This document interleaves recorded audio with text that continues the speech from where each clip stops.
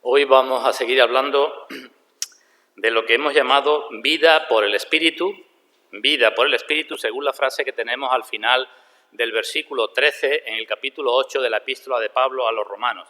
Esa frase final dice: si por el Espíritu hacéis morir las obras de la carne, viviréis. Y digo que vamos a hablar de la vida en el Espíritu, que ya el día anterior comenzamos a decir algo acerca de ella. Si por el Espíritu hacéis morir las obras de la carne, viviréis. Y estuvimos diciendo que podemos considerar eso como una promesa de Dios, una promesa condicionada, como muchas promesas que encontramos en la Biblia. Dios dice: si vosotros, porque es vuestra obligación, hacéis morir las obras de la carne, pero no solo vosotros, sino por el Espíritu, yo os prometo que viviréis. Así que podemos considerarlo como una promesa del Señor. Y explicamos que esta vida que promete el Señor es segura, porque es una promesa de Dios y Dios no miente. Hace referencia no solamente a la vida de gloria, a la vida eterna, sino también a la vida aquí, a la que llamamos vida de gracia. Y dijimos que es con mucho, infinitamente más excelente que la vida de cualquier persona natural. Estuvimos hablando el día anterior acerca de ese asunto.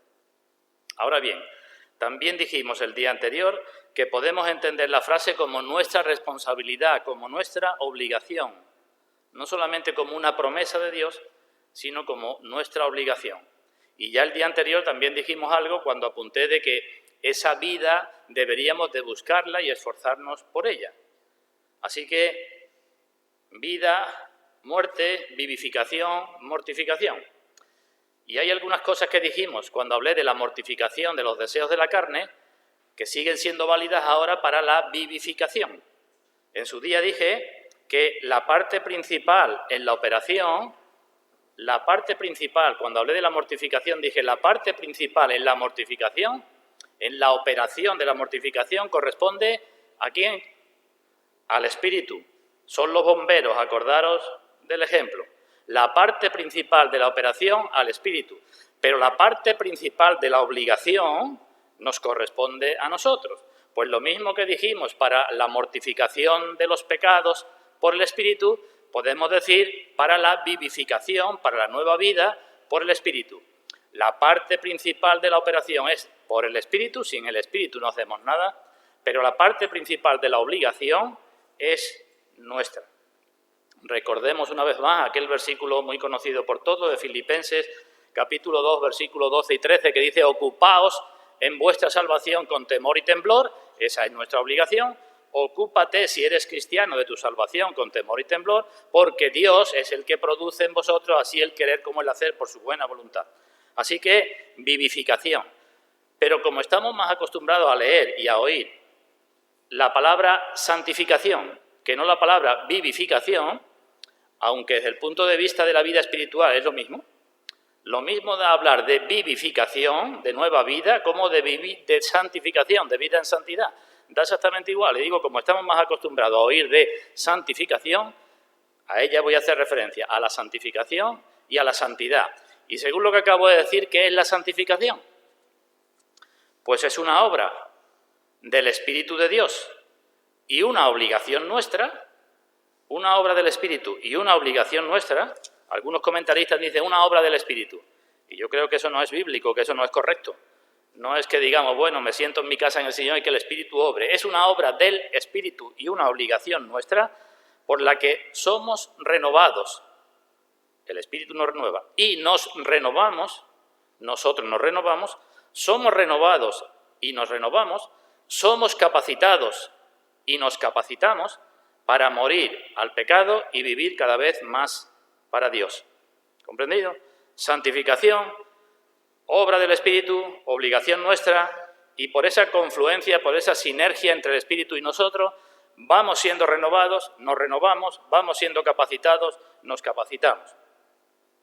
Ahora bien, alguien puede decir, pues, ¿el cristiano no es ya un santo?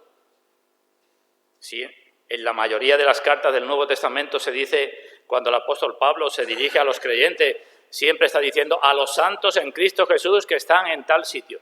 ¿Somos santos o no somos santos? Y si lo somos, ¿cómo hemos de entender eso?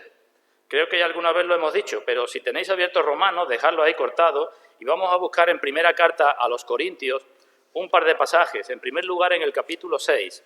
Primera carta a los Corintios, capítulo 6. Dice en el versículo 11, cuando habla de una lista de pecados que tenían aquellos que ya se convirtieron y que dejaron de tener esos pecados, dice, vosotros erais esto, fornicarios, idólatras, adúlteros, afeminados, erais muchas cosas. Pero dice en el versículo 11, y esto erais algunos, mas ya habéis sido lavados, ya habéis sido santificados, ya habéis sido justificados en el nombre del Señor Jesús y por el Espíritu de nuestro Dios. Fijémonos, en ese versículo la santificación va antes que la justificación.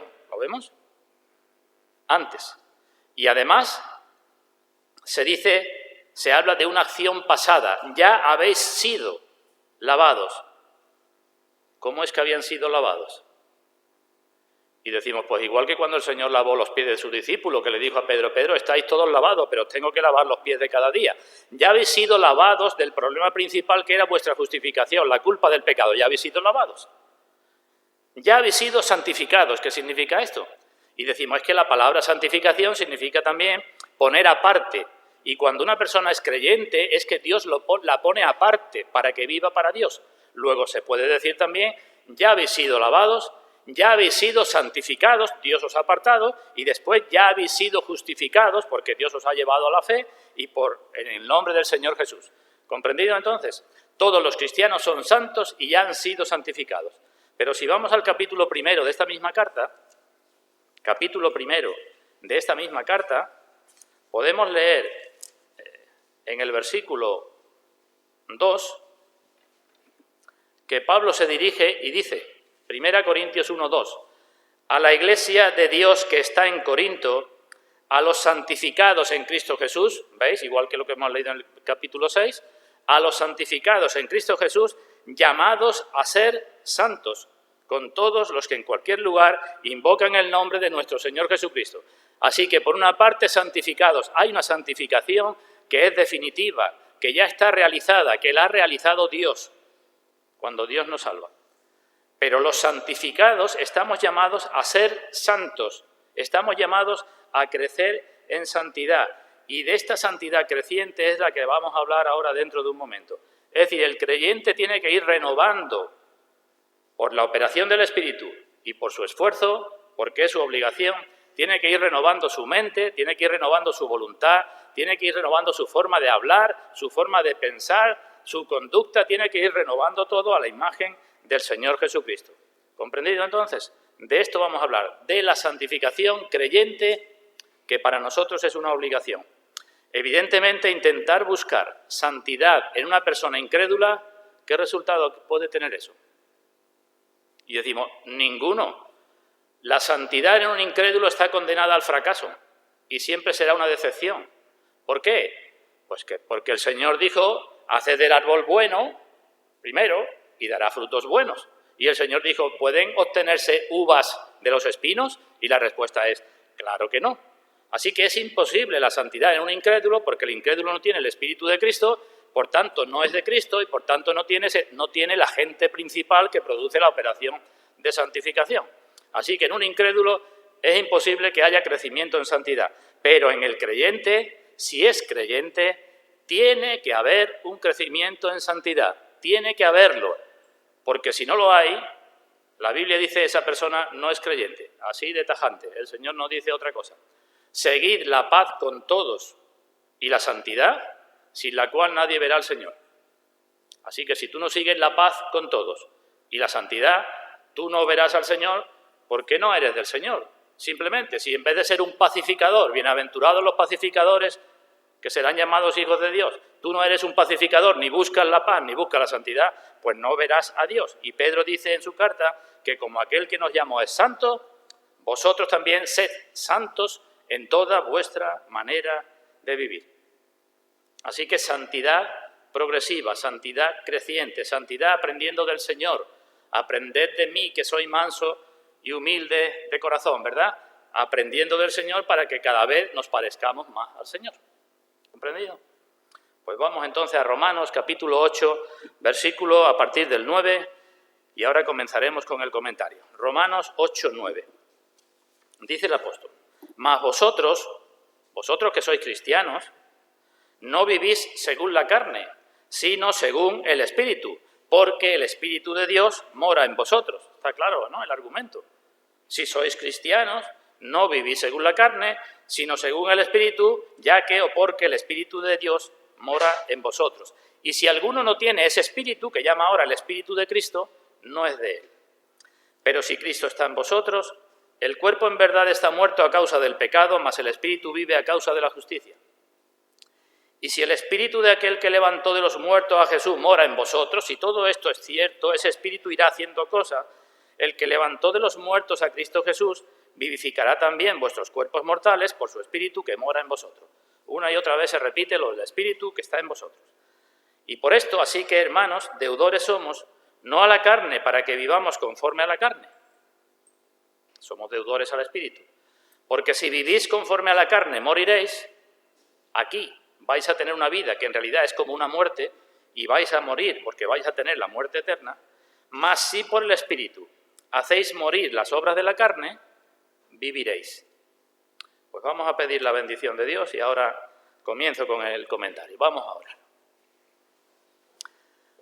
Padre nuestro, tú que eres el Dios omnipotente que conoces los corazones, el único que conoce los corazones, tú que estás aquí presente en esta mañana en medio de esta reunión y que sabes lo que cada uno de nosotros tenemos, traemos, somos, pensamos y hacemos, porque ante ti nada podemos ocultar, pues ante ti venimos y te damos las gracias por ser como eres, y ante ti venimos y te pedimos perdón porque sabemos que no somos limpios como debiéramos delante de ti, y ante ti también pedimos que tu Santo Espíritu nos ayude a ver nuestros pecados ocultos, aquellas cosas que hacemos en nuestra ignorancia, y también que en esta mañana tu Santo Espíritu alumbre los ojos de todos los presentes, probablemente algunas personas que no te conocen, si es tu voluntad, que alumbre también sus ojos, que tengan misericordia de ellas, y con respecto a los que nos llamamos tus hijos, que alumbre también nuestros ojos para ver y para verte, y para que nosotros podamos alumbrar, como tú dices, delante de todos los hombres, para que vean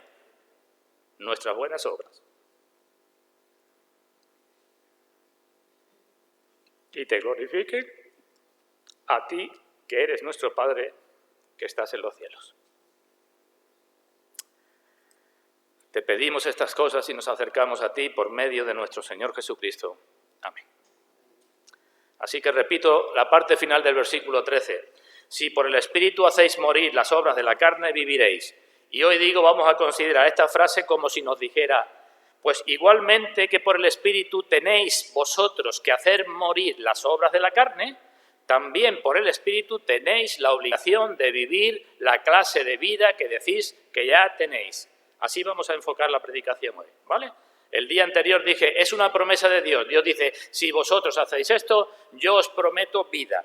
Pero ahora vamos a verla así. Si vosotros hacéis esto por el Espíritu, pues de la misma manera tenéis que hacer también esta vida, tenéis que vivir esta clase de vida, porque Pedro dice que ya sois participantes de la naturaleza divina, pues tenéis que vivir esta clase de vida también por el Espíritu. Es vuestra obligación. Así que vamos entonces con eso. La santificación es una obligación para el cristiano. ¿Por qué? Digo varias cosas. En primer lugar, la santificación es una obligación porque va unida a la justificación. Quizás a algunos les suenen estos términos un poco raros, ahora lo explico. Es una obligación para el cristiano porque el cristiano está justificado y la santificación va unida a la justificación. Son dos cosas que van unidas y nadie puede separar. El pecado tiene dos cosas principales. Una es la culpa que trae y otra es la corrupción que lo origina. ¿Por qué pecamos? Porque tenemos una naturaleza corrupta. ¿Qué pasa cuando pecamos? Que somos culpables. Pues la salvación tiene que enfrentar esos dos aspectos del pecado. El pecado trae culpa. La salvación necesita justificación, ser salvos de esa culpa. El pecado se debe a la corrupción. La salvación necesita la eliminación de esa corrupción. Y eso es la santificación. Así que justificación y santificación van juntas. En la primera carta a los Corintios, no lo vamos a buscar, pero en el mismo capítulo 1 dice, mas por Él, por Dios, estáis vosotros en Cristo Jesús, el cual nos ha sido hecho por Dios Cristo nos ha sido hecho por Dios a nosotros sabiduría, justificación, santificación y redención. Aquí el orden es distinto al de antes. Antes hablaba de que hemos sido ya santificados. Pero ahora dice, Cristo, por medio de Cristo, Cristo es vuestra sabiduría, vuestra justificación y vuestra santificación y vuestra redención. Es decir, está hablando del proceso desde el nuevo nacimiento hasta la glorificación final. Es vuestra justificación, es vuestra santificación, es vuestra redención. ¿Entendido? En otro lugar podemos leer, primera carta a los tesalonicenses, la voluntad de Dios es vuestra santificación. No nos ha llamado Dios a inmundicia, sino a santificación. Vuelvo a repetir Pablo en primera Tesalonicenses. La voluntad de Dios, ¿qué es? Cuando hablamos de la voluntad de Dios, ¿qué queremos decir con eso? Pues creo que dos cosas por lo menos. Lo que Dios quiere, la voluntad de Dios es esta, lo que Dios va a hacer, pero también lo que quiere Dios que tú hagas, que tú te conformes a su voluntad. Así que si la voluntad de Dios es nuestra santificación, y los cristianos oramos a Dios según la oración del Padre Nuestro que nos enseñó el Señor, hágase tu voluntad así en el cielo como en la tierra, evidentemente estamos pidiendo que la voluntad de Dios no se haga nada más en la calle y en otras cosas, sino que se haga en nosotros. Y no tiene sentido que un cristiano le pida a Dios, hágase tu voluntad, cuando el cristiano no se esfuerza por hacer esa voluntad que es la santificación. La voluntad de Dios es tu santificación. Así que no ores a Dios más si tú no te estás esforzando por la santidad, porque te estás burlando de Dios. Es igual que cuando decimos, perdónanos nuestras deudas como nosotros perdonamos a nuestros deudores. Si tú no perdonas a tus deudores, no le digas a Dios más, perdónanos nuestras deudas como nosotros perdonamos a nuestros deudores. La voluntad de Dios es nuestra santificación. Así que las dos cosas van unidas, ¿lo entendemos? Necesitamos eliminación de la culpa, justificación. Necesitamos limpieza de la corrupción, santificación. Hemos hablado muchas veces de esto, pero os digo brevemente algunos aspectos de las dos cosas. No lo voy a explicar, pero lo digo brevemente y rápidamente. En la justificación se nos imputa una justicia, se nos otorga y se nos declara justos por medio de Dios. Dios lo hace por medio de Cristo. En la justificación se nos imputa, en la santificación se nos imparte y se nos hace y nos hacemos santos. Vamos viendo la diferencia, ¿verdad? La primera es una acción instantánea. La segunda, según estamos viendo, aunque también es una acción instantánea al principio, es todo un proceso en toda la vida. La justificación depende de la obra de Cristo para nosotros. Dios muere, Cristo muere para que seamos justificados. Justificados, pues, por la fe, tenemos paz por medio de nuestro Señor Jesucristo. Mientras que la santificación es el resultado principalmente de la obra de Cristo en nosotros y no sin nosotros. Una es para nosotros y otra es en nosotros.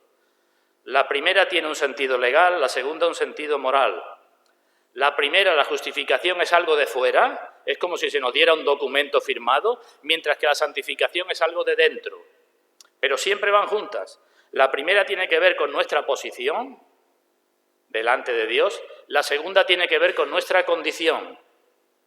La primera nos da un título, un derecho al cielo, la segunda es el camino que nos lleva al cielo si verdaderamente tenemos el título. ¿Comprendido entonces, no? La santificación, por tanto, resumo, es una obligación porque va unida a la justificación. Y el que es justificado tiene que crecer en santidad. No hay otra alternativa. Miremos un pasaje en el libro del profeta Isaías, Isaías capítulo 35. Dejemos cortado ahí Romanos y vamos a buscar Isaías, lo que dijo el Señor por boca de este hombre hace ya 2700 años. Isaías capítulo 35, versículo 3.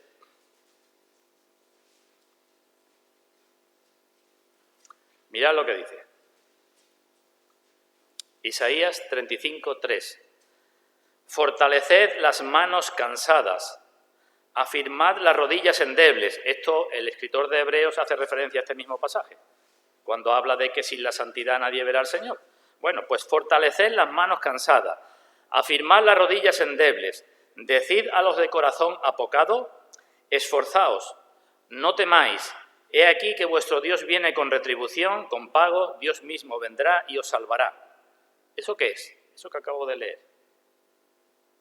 Y decimos, justificación. Es un anuncio del Evangelio que dice el Señor, decid a los que están cansados, a los que están de corazón apocado, a los que están temiendo por su pecado, decid, Dios viene con pago y Dios mismo os va a salvar. Es la obra de Dios, Dios os va a justificar, eso es justificación. Pero después, ¿qué sigue diciendo? Versículo 5. Entonces, después de lo que ha dicho antes, los ojos de los ciegos serán abiertos y los oídos de los sordos se abrirán. Entonces el cojo saltará como un ciervo y cantará la lengua del mudo, porque aguas serán cavadas en el desierto y torrentes en la soledad. El lugar seco se convertirá en estanque y el sequedal en manaderos de agua. ¿Eso qué es? Y decimos, santificación. ¿No vemos qué es santificación? Tú que antes era un lugar seco, te convertirás por el Espíritu, como dice el Señor en el Evangelio de Juan, ríos de agua viva correrán de ti, ¿verdad? Eso es santificación. El sequedal se convertirá en manaderos de agua. En la morada de chacales, en su guarida, antes no había quien se acercara a ti, eso eras tú, una morada de chacales, será lugar de cañas y junco, y habrá allí calzada y camino, y será llamado camino de santidad. No pasará inmundo por él, sino que él mismo estará con ellos. Y el que anduviere en este camino, por torpe que sea, no se extraviará. Vemos entonces justificación y santificación. Voy rápido. En segundo lugar, la santificación es una obligación de todo creyente porque también va unida a la mortificación de los pecados por el Espíritu. No solamente va unida la santificación a la justificación, sino que va unida a la mortificación. Todo creyente tiene que mortificar los deseos de su carne, las obras de su carne, los pecados por el Espíritu, ¿sí o no? Decimos, sí. Pues si hace eso, necesariamente crecerá en santidad. Os puse el ejemplo el otro día de la persona enferma. A medida que vamos venciendo la enfermedad, tenemos más salud. No hay otra alternativa, es que van unidas, ¿verdad? Estoy cada vez con menos enfermedad, estoy cada vez más sano. Así que es una obligación porque va unida a la mortificación. Y ya hemos visto en días anteriores con bastante amplitud que la mortificación es una obligación para todo creyente. En la carta a los Romanos, ¿tenéis abiertos Romanos? En el capítulo 6 ya el mismo apóstol nos dijo, Romanos capítulo 6, versículo 4, porque somos sepultados juntamente con él para muerte por el bautismo, a fin de que como Cristo resucitó de los muertos por la gloria del Padre, así también nosotros andemos en vida nueva, en novedad de vida. ¿Vemos que ahí se habla de las dos cosas? Somos sepultados, hemos muerto con Cristo. Eso es la mortificación de los pecados de la carne. Tenemos que hacer morir eso, ¿pero para qué? A fin de que como Cristo resucitó, también nosotros andemos en vida nueva. En Cristo se dieron las dos cosas, la muerte y la resurrección, ¿verdad? Pues en el cristiano también exactamente igual. No solamente es muerte a los pecados, sino resurrección para vivir en novedad de vida. Lo digo de otra manera. Apartarte del mundo no sirve para nada, a menos que te dediques cada vez más a vivir para Dios. Te servirá para algunas cosillas, para tener menos problemas y tener menos problemas contigo, con tu familia, con la gente o con quien sea. Pero no es cuestión de apartarte del mundo y ya está. Es cuestión de apartarte del mundo para vivir en novedad de vida. No vaya a ser que suceda como la parábola que puso el Señor de aquel que tenía un espíritu inmundo y se fue de su casa y cuando volvió la encontró vacía y barrida y desocupada. No había hecho otra cosa más que irse y ya está, pero la casa entonces vino con 7 espíritus y el estado final fue peor que el primero. Así que es para andar en novedad de vida. Si estamos unidos a Cristo y la mortificación es semejante a la muerte de Cristo, tenemos que andar en novedad de vida para ser semejante a Cristo en su resurrección. Dios no hace la obra incompleta. Al que Dios le hace aborrecer el pecado, eso es mortificación, le hace amar cada vez más la santidad. Las dos cosas van juntas. No puede ser una sin la otra. Eso es lo que tenemos en el Salmo primero también, ¿verdad? Dice, bienaventurado el varón que ¿qué? Que no anduvo en consejos de malos. ¿Eso qué significa? Que tú no te sientas a hacer planes del mundo o de lo que sea con gente que es incrédula. No te sientas. Bienaventurado el que no anduvo en estos consejos, no planea, no hace, esas cosas no las hace. Y además dice, ni estuvo en camino de pecadores, no solamente no planea, sino que tampoco está con ellos ejecutando los planes.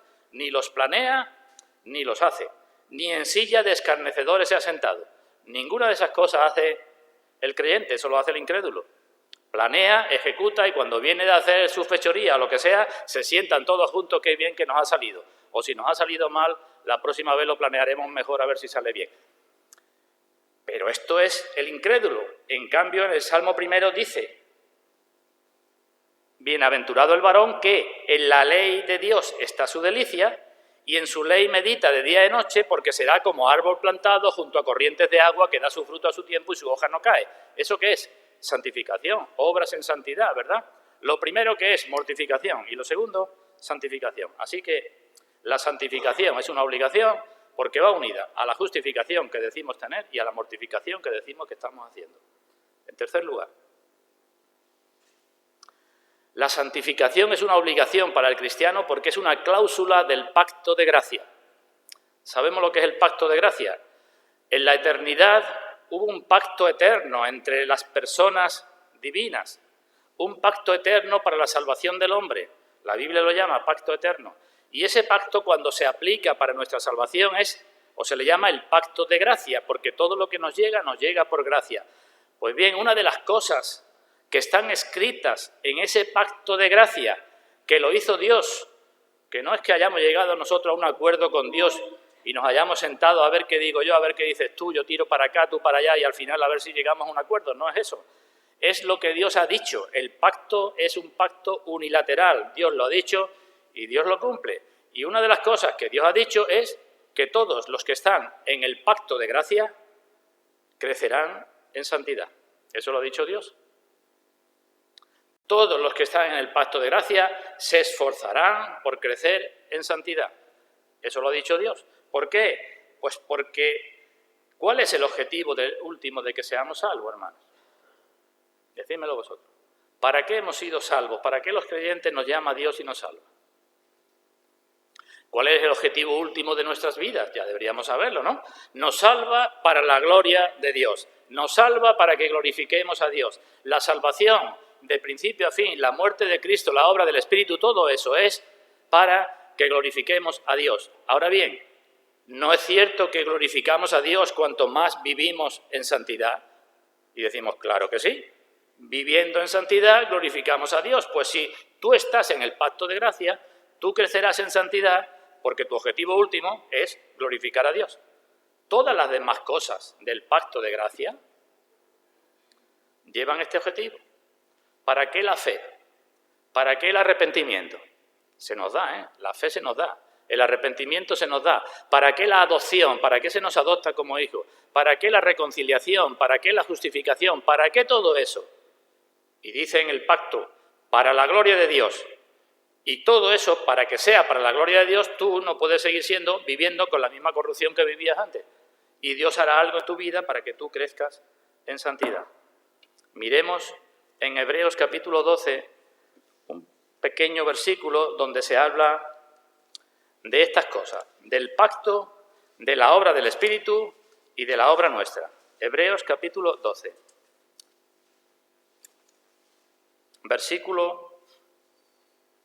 Hebreos 13. Hebreos capítulo 13, versículo 20. Leemos que dice, y el Dios de paz, que resucitó de los muertos a nuestro Señor Jesucristo, el gran pastor de las ovejas, por la sangre del pacto eterno, ¿vemos? Hay un pacto eterno, hay una sangre derramada, pues por la sangre del pacto eterno, dice, os haga aptos, Él os haga aptos en toda obra buena para que hagáis su voluntad. ¿Vemos aquí las tres cosas? El pacto, la obra de Dios por el Espíritu, Él os hace aptos y la obra nuestra obligación para que hagáis su voluntad. Sigue diciendo, haciendo Él en vosotros, otra vez Él, lo que es agradable delante de Él por Jesucristo, al cual sea la gloria por los siglos de los siglos. Amén. Así que es una promesa en el pacto de gracia. Si vamos de nuevo a Romanos, aunque no lo vamos a buscar, en el capítulo 3 se nos dice que una característica de los incrédulos es que no hay temor de Dios delante de sus ojos. ¿Nos acordamos? Lo dice el Antiguo Testamento, Romanos capítulo 3. No hay justo ni en uno, no hay quien busque a Dios, no hay temor de Dios delante de sus ojos. Eso en los incrédulos. ¿Y en los creyentes? Pues Dios dijo, y eso está en el pacto, que pondré mi temor en ellos para que no se aparten de mí. Eso forma parte del pacto de gracia, lo tenemos en Jeremías capítulo 32. Haré con ellos pacto eterno, dice el Señor, que no me volveré atrás de hacerles bien y pondré mi temor en el corazón de ellos para que no se aparten de mí. El Señor dice, si tú eres creyente, yo he puesto mi temor en ti. Y el temor, ¿cuál es el principio de la sabiduría? El temor de Dios es el principio de la sabiduría. Luego, si somos creyentes, tenemos el temor de Dios. Y por tanto, vamos siendo sabios. Y si vamos siendo cada vez más sabios, nos pareceremos cada vez más al Señor Jesucristo, el cual es todo lo contrario al pecado, ¿verdad? Vida en santidad. En cuarto lugar, la santificación es una obligación para el creyente, he dicho tres cosas. Es una obligación porque va unida a la justificación, a la mortificación y porque va incluida en el pacto de gracia. La santificación es una obligación porque es la única señal segura de que somos elegidos, de que somos cristianos. Todo lo demás es cuento chino. Lo repito. Es la única señal segura de que hemos sido elegidos por Dios, de que estamos unidos a Cristo, de que tenemos al Espíritu Santo, y es la única señal segura de que podemos estar seguros de nuestra salvación. ¿Quién conoce los nombres de los que están escritos en el libro de la vida? Nadie sino Dios, ¿verdad? Nadie los conoce, nosotros no lo conocemos. Tú puedes decir, hay gente en otras iglesias que dicen, mi nombre, yo voy al cielo porque mi nombre está en un registro, porque hice tal camino, hice tal cosa. Cosas absurdas. Te apuntas en el libro de una iglesia, también nosotros tenemos un libro de registro de miembros, pero eso no significa que tengamos seguridad para ir al cielo. La única seguridad, repito, de que somos elegidos, que estamos en Cristo y que tenemos el Espíritu, es que crecemos en santidad, porque es que para eso hemos sido llamados. Entonces es triste ver a algunos cristianos que dan gracias a Dios, Señor, te doy gracias porque me elegiste antes de la fundación del mundo. Y ya está. Veamos lo que dice carta a los Efesios, capítulo 1. Efesios, capítulo 1. ¿Cómo comienza el apóstol su carta?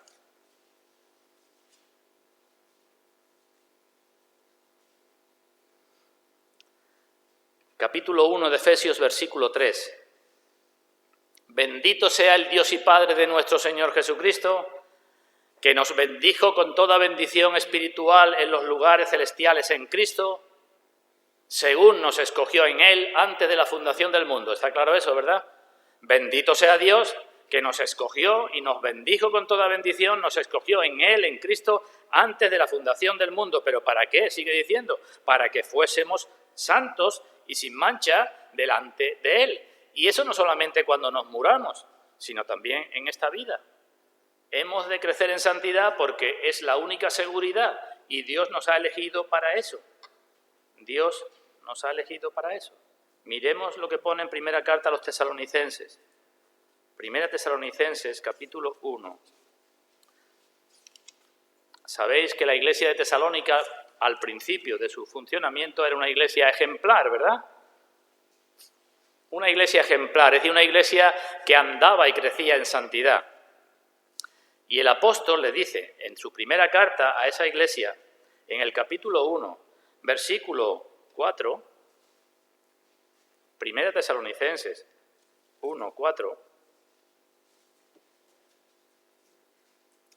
porque conocemos, dice el apóstol, yo y mis colaboradores, los que hemos estado ahí predicando y constituyendo la iglesia, dice, conocemos, hermanos amados de Dios, vuestra elección. Conocemos, no tenemos ninguna duda, hermanos amados, dice, de vuestra elección. ¿A qué hace referencia aquí el apóstol? Porque dice con seguridad, conocemos. No es que nos parece, puede ser, quizá. No, conocemos.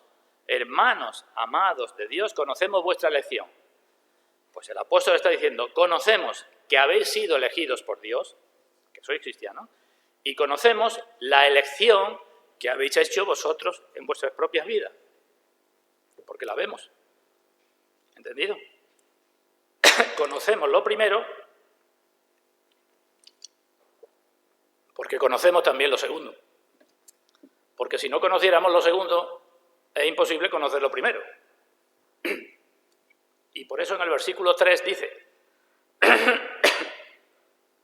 acordándonos sin cesar delante del Dios y Padre nuestro, ¿de qué se acuerda?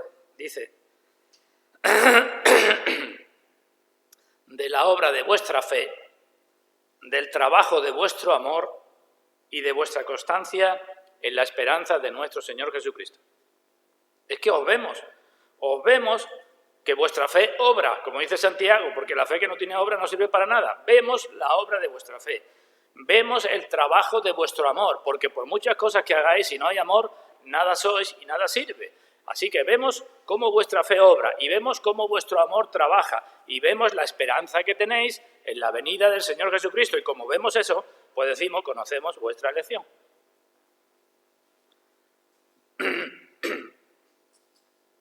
Por tanto, el que se vanagloria de ser escogido de Dios, pero no vive en santidad, se está engañando.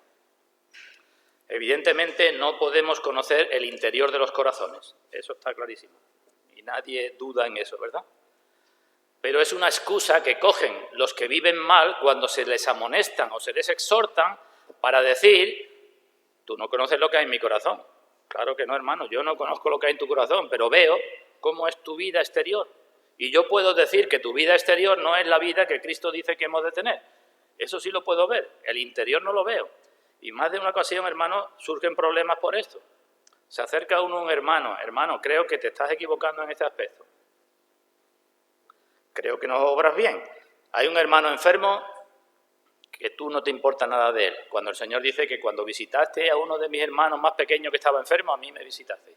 Hay un hermano que tiene hambre y tú no te preocupas por él. Y hay uno que está desnudo y hay uno y tú no te preocupas. Eso no es correcto, hermano. Y entonces el hermano dice, ¿entonces qué me estás diciendo? ¿Que yo no soy cristiano? Digo, no, yo no digo eso. Yo digo nada más, lo que haya en tu interior tú lo sabes. Yo digo que esa conducta no es una conducta de uno de los elegidos de Dios. Los verdaderos creyentes crecen en santidad porque saben que tienen que rendir cuenta a Dios. Y por eso Pedro nos dice, creced en la gracia y en el conocimiento de nuestro Señor Jesucristo. Y en otro lugar, Pablo dice, os rogamos y exhortamos en el Señor Jesús que de la manera que aprendisteis de nosotros cómo os conviene conduciros y agradar a Dios, así abundéis más y más.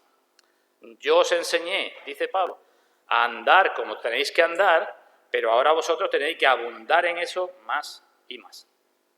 Y en último lugar, la santificación es una obligación de todo creyente porque es, he dicho antes, lo que glorifica a Dios, porque agrada a Dios. ¿Somos hijos de Dios? Y decimos sí. Pues ¿qué hijo no quiere agradar a su padre? ¿Qué hijo que no sea un bastardo y que sea verdadero hijo dice a mi padre, a mí no me importa agradarle o no agradarle? Ahora podemos preguntarnos, ¿nuestras obras pueden agradar a Dios? Lo debemos tener claro, esto es una doctrina muy reconfortante para los verdaderos cristianos. Nuestras mejores obras tienen motivaciones que no son correctas y normalmente las hacemos de manera que tampoco es correcta. Y pecamos en los motivos y pecamos en las acciones. Esa es nuestra condición. Entonces, ¿cómo podemos agradar a Dios con nuestras obras, creciendo en santidad? Pues podemos agradar porque estamos en Cristo, porque si no sería imposible. Esto no significa que nos salvemos por obras, pero podemos agradar a nuestro Padre porque estamos en Cristo. Y hay un montón de pasajes que dice, por ejemplo, de hacer bien y de la ayuda mutua, no os olvidéis, porque de tales sacrificios se agrada a Dios. De esos sacrificios, de hacer el bien y la ayuda mutua, a lo mejor una vez haces el bien, te llama un hermano a las 11 de la noche y ves el número y antes de descolgar el teléfono dices, vaya fastidio. No sabe esta que ya es hora ya de acostarse, va a venir ahora con un problema, pero tú lo atiendes y lo aconsejas o haces una buena obra, pues el Señor dice, de esa buena obra, a pesar de, porque siempre la manchas, se agrada Dios. Hijos, obedeced a vuestros padres, porque eso agrada a Dios. Aunque muchas veces lo obedezcáis de una manera o de otra. Y así la Biblia nos dice que podemos agradar a Dios. Es igual que el niño pequeño que intenta pues regar con su padre un naranjo. Y en vez de regar el naranjo lo llena todo de agua menos el naranjo, ¿verdad? Pero el padre no va a decir, vaya desastre de niño que tengo. Como somos miembros del Señor Jesucristo, miembros de su cuerpo, por medio de Cristo Dios se complace en nosotros. Bueno, pues 5 razones. ¿Hay razones entonces poderosas para esforzarnos por vivir en santidad? Porque sin la santidad nadie verá al Señor. Si la santidad va unida a la justificación, si la santidad va unida a la mortificación del pecado que todo cristiano tiene que hacer, si la santidad está incluida en el pacto de gracia, si la santidad sirve para confirmar lo que somos elegidos y que somos cristianos, y si la santidad glorifica a Dios, es lógico que Dios diga, sin la santidad nadie verá al Señor. Porque sin la santidad no ha sido justificada la persona, ni está mortificando las obras de su carne, es mentira, ni ha sido elegida, ni está incluida en el pacto de gracia, ni está buscando a la persona glorificar a Dios. Así que es lógico, sin la santidad nadie verá al Señor. Ahora bien, como nos gusta siempre, a mí también me gusta, que nos den cositas concretas, ¿no? ¿Qué puedo hacer entonces para crecer en santidad? ¿Por qué no me dices algo en esta mañana que sea concreto? Aunque sea una pequeña lista, que yo por lo menos tenga una referencia. Os voy a decir algunas cosas. Instrucciones para vivir en santidad. En primer lugar, la vida en santidad que se espera de nosotros y por la que nos hemos de esforzar, solo es posible si es una vida llena de Cristo, o si queréis, llena del Espíritu. Me da igual, porque el que tiene el Espíritu de Cristo es de Cristo. El Señor dijo, permaneced en mí, ¿no? Porque separados de mí, nada podéis hacer. Luego, el que está separado de Cristo no puede vivir en santidad. El Señor dijo, aprended de mí. El que está separado de Cristo no aprende de Cristo, no puede vivir en santidad. El Señor Jesucristo dijo, mis ovejas oyen mi voz y me siguen. El que está separado de Cristo y no sigue a Cristo, pues no sigue el camino de santidad. Así que es imprescindible que estemos llenos de Cristo. Que cada vez más digamos con el apóstol, ya no vivo yo, mas vive Cristo en mí. El Señor, mediante su Espíritu, es el que nos enseña a amar y a perseverar y a tener gozo en la abundancia y en la escasez y a no creer que la fe es para que yo me quede en mi casa tranquilamente sentado en mi sillón. Es el que me enseña a que tengo que enfrentar, positivamente, entendedme, que tengo que hablar, que tengo que dialogar tanto con mis amigos como con mis enemigos. Tengo que seguir las pisadas del Señor, que nos dice, ¿verdad? Hemos de poner los ojos en Jesús, puesto los ojos en Jesús, el autor y consumador de la fe. Luego, quien quiera vivir en santidad, primera regla, no sé si esperabais algo extraordinario, pero vuelvo a repetir lo que tantas veces decimos. Una vida que no está llena de Cristo no puede estar creciendo en santidad. Cuanto menos Cristo, menos santidad. Y también al revés, cuanto menos santidad, más lejos de Cristo. Es que es una correspondencia, como dicen los matemáticos, biunívoca. Es decir, una cosa y la otra. Cuanto más de aquí, más de aquí. Y cuanto más de aquí, también más de aquí. Así que si quieres saber cuánto tienes de Cristo, pues mira cómo es tu vida en santidad. Segunda cosa. La vida en santidad solo es posible si está llena de la palabra, porque Cristo está en la palabra. Lo digo, es prácticamente lo mismo de antes, pero con otro matiz. No puede haber vida en santidad sin la palabra, porque la palabra es la que nos santifica. Nos acordamos, Juan capítulo 17, El Señor ora al Padre y dice, Padre, santifícalos en tu verdad, tu palabra es verdad. ¿Cómo respondía el Señor a las tentaciones? ¿Cómo respondía? Con la palabra. Eso es mortificación de los deseos de la carne, de la tentación, ¿verdad? ¿Cómo? Con la palabra. ¿Cómo respondía a otras tentaciones? Con la palabra. ¿Cómo respondía con la palabra? Siempre con la palabra. Pues igual nosotros. Entonces, si no estamos llenos de la palabra, si dedicamos a la palabra un ratito de vez en cuando, si la palabra no llena nuestra mente, no saldrá de nuestra mente cuando nos haga falta la palabra. ¿O por qué creéis que el Señor, cuando fue tentado por Satanás, le salió aquello de no solo de pan vive el hombre? Porque su mente y su corazón estaban llenos de la palabra y hablaba la palabra y vivía la palabra. Cuando nos exponemos una y otra vez a la palabra es luz. Nosotros alumbramos y la luz que hay en nosotros pues puede verse en los demás. Crecemos en santidad. Es fácil de entender, ¿no? Además, la palabra es, Efesios capítulo 6, la espada del Espíritu. De forma que también para mortificar en todos los aspectos de nuestra vida nos hace falta la palabra. Satanás, que intenta que prestemos poca atención a la palabra. Con un poquito es suficiente, con un ratito te basta. Yo sé que todos tenemos muchas cosas que hacer, lo sé. Pero necesitamos dedicar tiempo a la palabra, porque toda la Escritura, toda, es inspirada por Dios y toda es útil. ¿Para qué? Para corregir lo que está mal y tengo que corregir. Me hace falta la palabra para corregir, para instruir en justicia, para redarguir, para enseñar. Toda la palabra, toda la Escritura es inspirada por Dios, para que el hombre de Dios sea enteramente preparado o perfecto o preparado para toda buena obra. Nos hace falta la Escritura. Es que si no, sin la Escritura no podemos. Así que llenos de Cristo, llenos de la palabra. En tercer lugar, ¿queremos vivir en santidad? Decimos sí. Pues no hay forma de vivir en santidad si no cogemos las armas de Dios para vivir en santidad. Los medios de Dios, la armadura de Dios. No se puede vivir en santidad. ¿Cómo son nuestras armas? Dice Pablo, nuestras armas no son carnales, sino poderosas en Dios para la destrucción de fortalezas, derribando argumentos y toda altivez que se levanta contra el conocimiento de Dios. ¿Estás peleándote con alguien, hermano o hermana? Tus armas son la palabra de Dios, no las armas carnales, porque esa palabra de Dios es poderosa para derribar los argumentos. Esto es lo que dice Dios, ya no hay más discusión. Y para quitar toda altivez que se levanta contra el conocimiento de Dios y llevar cautivo todo pensamiento a la obediencia a Cristo. Hace falta que utilicemos las armas de Dios. Evidentemente hace falta también la armadura de Dios, ¿no?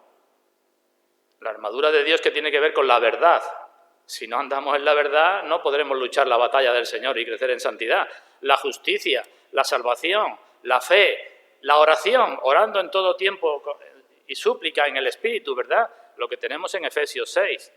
Así que las armas de Dios y la armadura de Dios, sin olvidarnos que una parte de las batallas del Señor se ganan. ¿Cómo se ganan una parte de las batallas del Señor? ¿Cómo? Si no lo decís fuerte no me entero. Pero una parte de las batallas del Señor se gana de rodillas. Ahí se gana una parte, no digo que todas, pero una parte se gana de rodillas. Porque nuestra lucha no es contra carne y sangre, es, si queréis, contra nuestra propia carne y contra el mundo, pero además contra principados y potestades,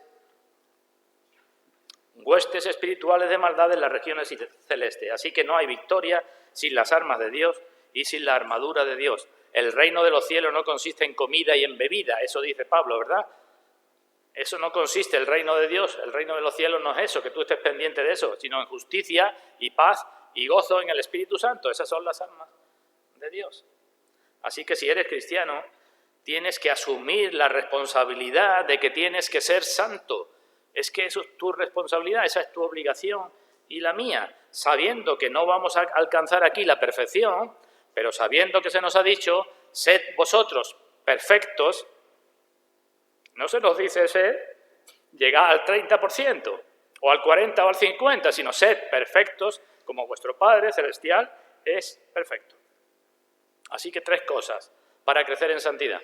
Y termino con una última, que quizás esta os sonará menos, pero es tan práctica como las anteriores. Las anteriores ya las sabíamos, ¿verdad? La palabra, la oración, el Señor Jesucristo, el Espíritu, muchas veces hablamos de esto. Pero quiero decir una última, y en cuarto lugar. Y es que la vida en santidad solo es posible si está llena de multitud de pequeñas cositas por las que hemos de esforzarnos. Lo repito. No hay vida en santidad si no nos esforzamos por una gran multitud de cosas pequeñitas e insignificantes. ¿Como cuáles? Por ejemplo, pequeñas palabras. No hace falta darle a alguien un discurso, ni predicarle un sermón, ni nada. Pequeñas palabras. A veces, una pequeña palabra de ánimo. No hace falta más. O de consuelo. O para sacar una sonrisa en la otra persona. Pequeñas palabras. Tiene que estar llena de pequeñas acciones. No de milagros. A ver si hago un milagro, o a ver si muero como un mártir, o a ver si hago... No, la vida cristiana en santidad tiene que estar llena de pequeñas acciones de ayuda. Cuando alguien no me pide ayuda, que yo me ofrezca para ayudar a alguien. De pequeños favores, de pequeños regalos, de pequeñas cosas, de pequeñas oraciones. De igual modo, la vida cristiana tiene que estar llena de multitud de cosas pequeñas que hay que evitar. No solamente multitud de cosas pequeñas que hay que hacer, sino multitud de cosas pequeñas que hay que evitar. Maldades pequeñas. ¿Importan o no importan? Pues claro que importa, porque eso no adorna la doctrina de nuestro Salvador. Hemos de dejar pecados pequeños. Hemos de dejar pequeñas tonterías que no convienen a santos, dice Pablo. Dejad estas cosas, necedades, truhanería y estas cosas, porque no conviene a santos. Hemos de dejar pequeñas imprudencias, porque eso no es propio de santos. Hemos de dejar pequeñas indiscreciones, pequeñas manías, que todos tenemos muchas manías. Pequeñas esclavitudes. Que nadie cuente conmigo a partir de esta hora o antes de esta hora, porque es que yo estoy ya afuera. Pequeñas esclavitudes que hemos de dejar, pequeñas concesiones al yo y a la carne. Hemos de evitar las pequeñas demostraciones de avaricia o de mezquindad. Esas cosas hay que evitarlas. Tengo en mi casa, no sé, un saco de naranja que me han regalado. Y hay un hermano al cual le voy a dar 5 naranjas, pero busco para que no sean las más grandes para mí. Pequeñas mezquindades, tenemos que dejarlo. Pequeñas demostraciones de orgullo, pequeños estallidos de ira o de furor, tenemos que dejarlos pequeños también, porque también en esto el Señor ha dicho que al que se le ha dado poco, se le dará más, ¿no? Que el que es fiel en lo poco, en lo mucho se pondrá. Tenemos que dejar esas cosas, pequeños detalles de egoísmo, de vanidad. Tenemos que dejar los pequeños dioses que tenemos. ¿Cuántos dioses, hermanos, tenemos cada uno de nosotros? Siempre lo he hecho así, siempre lo hice así, siempre lo haré así. Pues eso no es cristiano. Eso hace que tú no crezcas en santidad, porque no puedes decir siempre lo hice así. Tendrás que decir, Dios quiere que yo siga haciéndolo así, porque si no es que no podré vivir en santidad. Así que la vida cristiana en definitiva es una vida de detallista, podemos decir, no legalista, pero sí detallista, de pequeñeces. Dice Zacarías en su libro, el día de las pequeñeces. Eso es lo importante en nuestra vida. Porque antes de que se convirtiera en un gran árbol, la mostaza, ¿qué era la mostaza? Un granito muy pequeño, ¿verdad? Pues así, ahí tenemos que empezar. Pequeñeces en las cosas pequeñas, en los deberes del día, en los asuntos de familia, en el trabajo, en los tonos de voz, en la mirada de uno con otro, en el interés por los demás, pequeñas cosas con los pequeños de la Iglesia. Algunos son repelentes, parece que son como los repelentes de los mosquitos, que no se te acerca un niño ni queriendo. Pequeñas cositas con los pequeños de la Iglesia. Pequeñas cositas, la puntualidad. Vas a donde vayas un cuarto de hora antes. Vienes a la iglesia con el tiempo justo o pasado. Pequeñas cositas, eso es vida en santidad. El decoro, en la forma de vestir, en los planes, todas son pequeñeces, pero esas cosas, si nos preocupamos por ellas, nos llevarán a crecer en santidad. Y la mayoría de esas cosas, evidentemente, no la conoce nadie.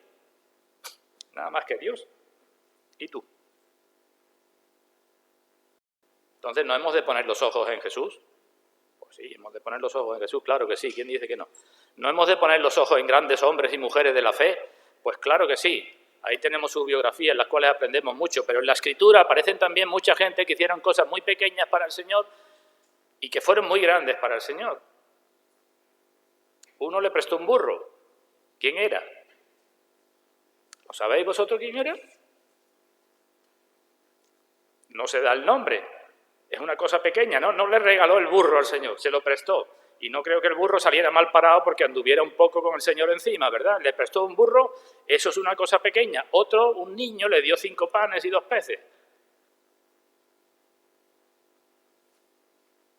Y otros llevaron a un paralítico y así otros. No se puede crecer en santidad si estamos llenos de pecados pequeños y de fracasos pequeños. Dice Pablo que hemos de ser cartas conocidas y leídas por todos los hombres. Cuando alguien nos vea, tiene que decir, esa persona es distinta.